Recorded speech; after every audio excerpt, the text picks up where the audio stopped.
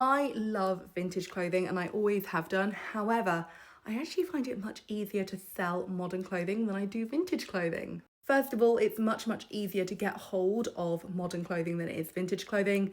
If I was in a charity shop and there were, say, 30 dresses to choose from, maybe only one or two would be older than 20 years old. And because sizing does vary throughout the decades, I do feel like with vintage clothing, you always have to do all the measurements, which can be really time consuming.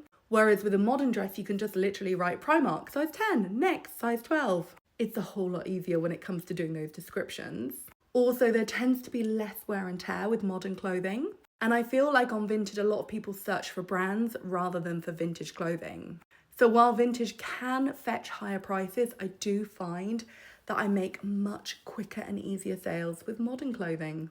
And sometimes it is easier to sell a Shein dress than it is to sell a vintage maxi.